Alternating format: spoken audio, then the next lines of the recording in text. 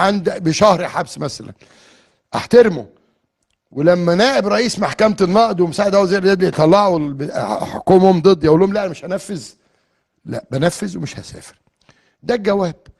خلاص. ودعيت لاجتماع طارئ يوم الاحد ان شاء الله لمجلس الاداره. تمام. انا عندي 2 لعيبه، لاعب لجنه المسابقات وفاه، ولاعب لجنه ضباط وفاه. الكابتن المحترم الكبير محترم ابن الناس اللي متربي انا بحبه شخصيا، الشناوي، موقوف 3 مطوشه، ملوش حق يروح. موضوع غير قابل للنقاش. زي ما ماليش حق ان احضر اي مباراه لمده شهرين. الولد الثاني اللي بيطلع يعمل حركات بذيئه لجمهور الزمالك لجنه ضباط مدياله 12. هنا مشكله كبيره لو القانون واللوائح ما طبقتش على الكل. كلام واضح. لازم من الاتحاد ولجنه التظلمات تحل المشكله دي، لان هتبقى مشكله كبيره لو الاثنين لعيبه سافروا ولعبوا. يا جمهور الزمالك اطمن. واللي بيقول لك ده لا انا المقاص قلت مش هلعب ولعبت، ما لعبتش، حصل. والحكم راح كان جهاد جريشه انا ما اعرفش كان مين، وده انه واقف. فبقول لجمهور الزمالك اهدى اهدوا اهدوا من فضلكم، اهدوا. تاني بقول مالكوش دعوه بيا انا. يا عم انا معزول، محبوس، متجمد، مسقطين في انتخابات البرلمان، كل ده مالكش دعوه بيا. ليه بقول لك مالكش دعوه بيا؟ هو انت حضرتك جيت لي لما القيد اتوقف حضرتك جيت لي المحكمه؟ لا.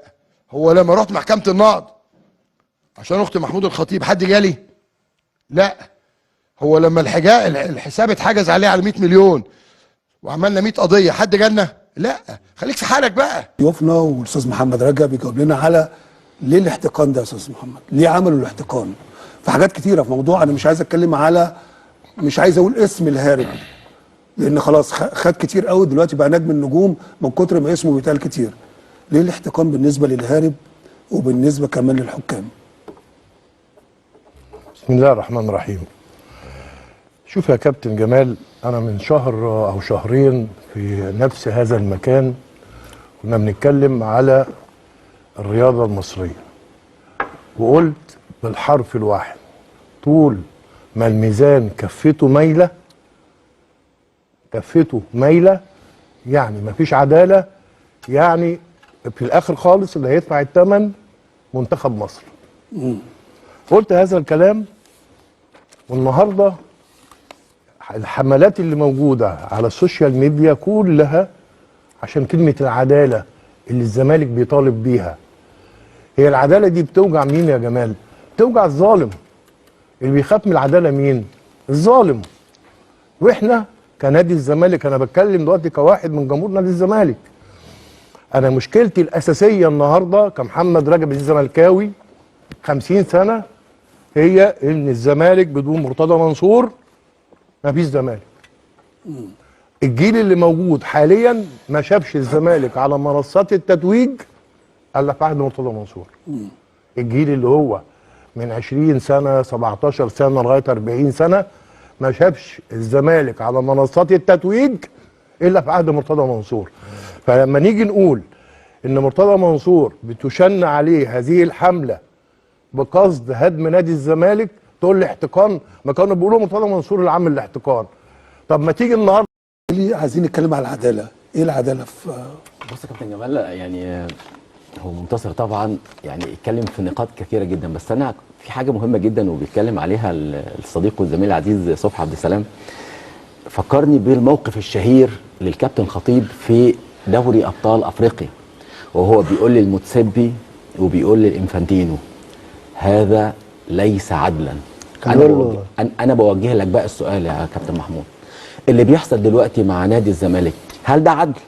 هل عدل ان يبقى في عقوبه 12 مباراه على كهربا، وحتى هذه اللحظه في محاولات ان كهربا يلعب بحرب او هعدل اللفظ شويه حمله اعلاميه ممنهجه الهدف منها ان احنا نمرر الامر بصوره طبيعيه، بدليل صوت وصوره.